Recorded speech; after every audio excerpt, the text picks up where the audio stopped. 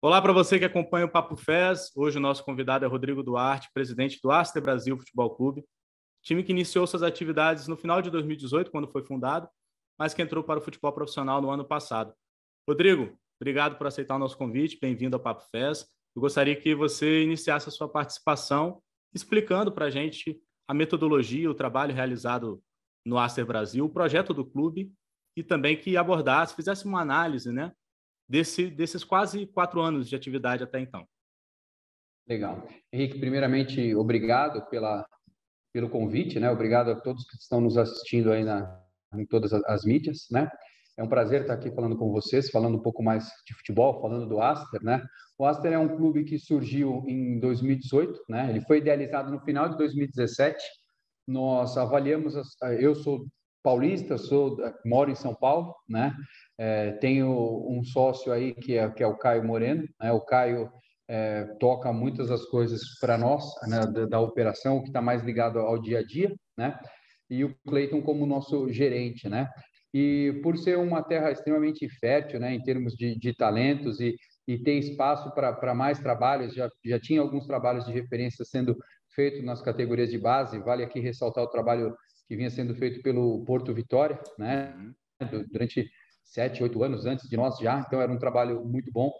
E a proximidade que a gente tem também da cidade de São Paulo. Então, para a logística, para nós, né? Estamos a uma hora do Espírito Santo, próximo também de grandes centros como o próprio estado de São Paulo, Rio de Janeiro e Minas, né? Então a gente fez essa opção de ir para aí. O Caio já morava aí, o Caio é filho da terra, né?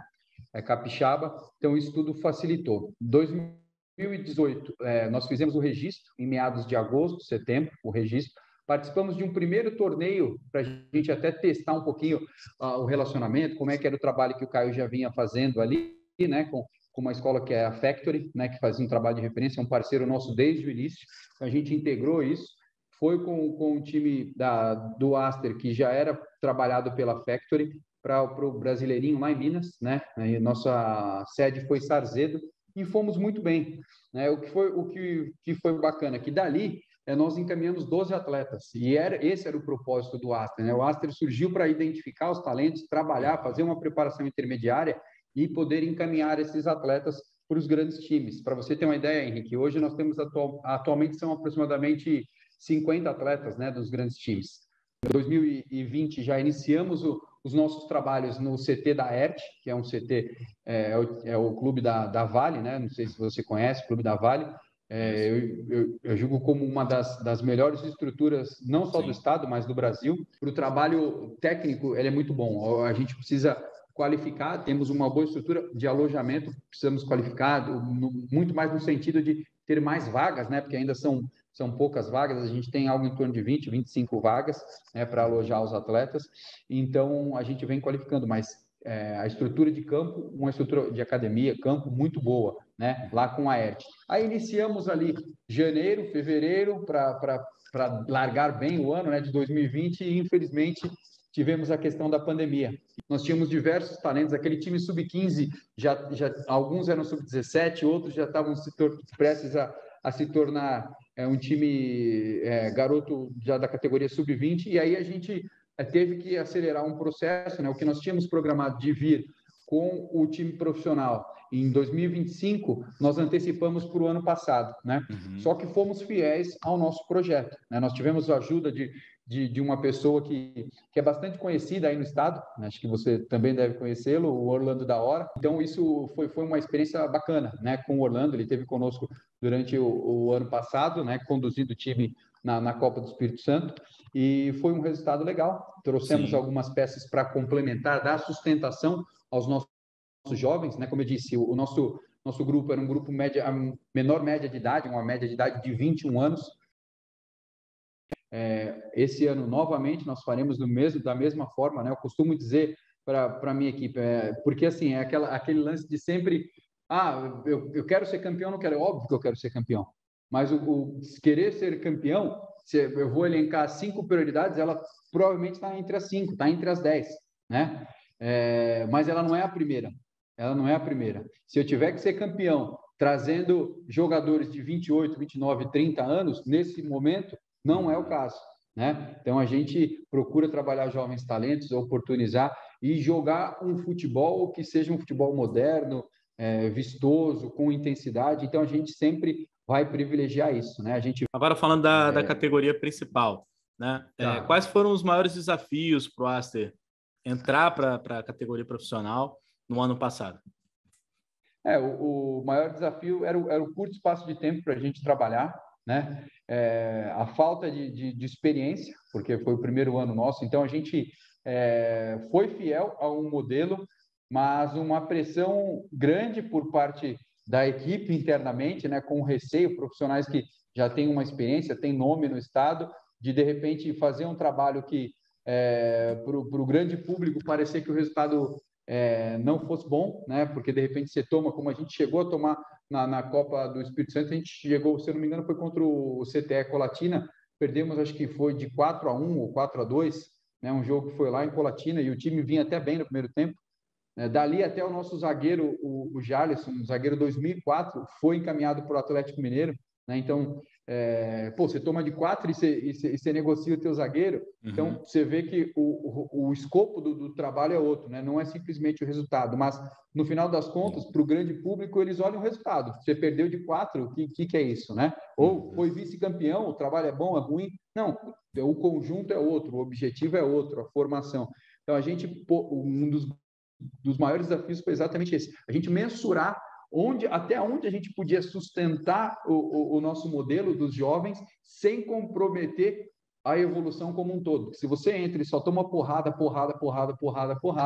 você derruba também o moral dos garotos, a confiança, e você acaba criando uma distorção nesse processo de evolução, né? Então, o maior desafio foi esse, né? Poder dosar as duas coisas. Encontrar esse equilíbrio, né? E os preparativos para essa temporada de 2022, que o Aster vai disputar a Série B e a Copa Espírito Santo. Faz parte também do objetivo de vocês conquistar o acesso, subir para a primeira divisão já neste ano? Sim. Nós temos sim, como a principal meta, conquistar o acesso, né, na Série B, né? Na Série B. Agora, a principal meta é se a gente chegar na final e, se Deus permitir, a gente conseguir conquistar o título na Copa do Espírito Santo, né? Então, outras metas importantes também, nós temos a Copa do Brasil Sub-20, que a gente vem fazendo um trabalho para que possamos ter uma boa performance, né? Essas são as nossas principais metas, e chegar bem em todas as categorias, né? Dando condição para os garotos terem a rodagem, terem a experiência e poder contribuir para que eles possam fechar esse ano aqui melhores do que eles iniciaram, né? Em termos de entendimento tático, em termos físicos, né? E a parte técnica a gente vai aprimorando também aí a cada dia. Perfeito. Eu gostaria que o senhor citasse, são muitos nomes, né? Você já falou que são cerca de 50 atletas, mas cite alguns destaques desses jogadores que surgiram na categoria de base do Aster e que hoje estão em outras equipes fora do estado do Espírito Santo. Nós temos o Dieguinho, e agora acabou de ser contratado pelo Botafogo. Está indo para lá por um empréstimo, a gente está definindo o prazo, mas provavelmente por 2 ou 3 anos, né? Um atleta de um grande potencial. Já está lá com o Batata, né? O Batata é um atleta também que está se profissionalizando no Botafogo, tem se destacou bastante o ano passado. O Diego está com ele. Nós tivemos o Ricardinho, que também foi campeão sub-15 conosco. O ano passado ele fez gol no profissional, fez no sub-20 e no sub-17. Jogador que joga pelas extremidades do campo, um baita de um perfil. Tivemos no Vasco em meados de fevereiro.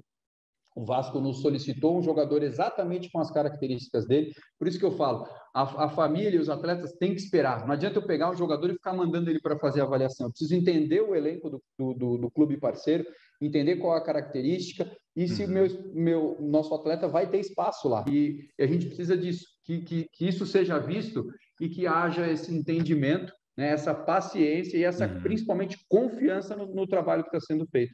Porque eles vão ter espaço e assim, quão logo eles estiverem prontos para maiores desafios, a gente vai encaminhar, né? Gente vai encaminhar. Então, eu te citei aí alguns nomes que a gente fez o encaminhamento, mas poderia ir citando diversos deles, né? No São Paulo, o Pedro Marba, que vem se destacando bastante, né? O zagueiro, a sub-16, sub-17 do São Paulo, né? Um perfil ótimo também, um perfil totalmente alinhado com o que é o São Paulo, né? Nós temos outros atletas ali no Flamengo, no Corinthians, enfim, o Cauê agora, que é uma das grandes promessas, né? Vários clubes queriam, ele tá no Corinthians, hoje foi feita a liberação para ele poder ser inscrito no Corinthians, né? Apesar de ele já estar lá desde 2019, mas chegou depois do período da inscrição, então permaneceu, devido à pandemia, todo esse período conosco no Aster, tá? Então, o Espírito Santo tem grandes talentos, assim como é o Richarlison, né, que vem se destacando no cenário mundial, e eu posso dizer que trabalhos como o do Aster, e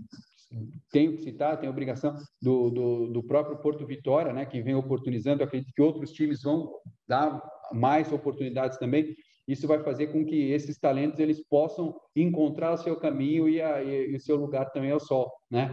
Não ficar só para uma estrela solitária como está hoje, por exemplo, numa posição de destaque o Richarlison, né? Eu tenho certeza que nos próximos 10 anos aí nós tenhamos outros na condição semelhante a ele. A gente entende que em 2026 nós queremos ter jogadores oriundos no Aster jogando a Copa do Mundo. Então, reitero o convite para os atletas que quiserem, né? A gente tem lá todo o nosso processo para avaliação, a gente acompanha. Então, quando um atleta receber um convite por parte do Aster, já deve se sentir honrado por conta disso, porque e se encorajar, porque ele tem potencial. Eu posso te afirmar que a nossa equipe tem um bom olho, né?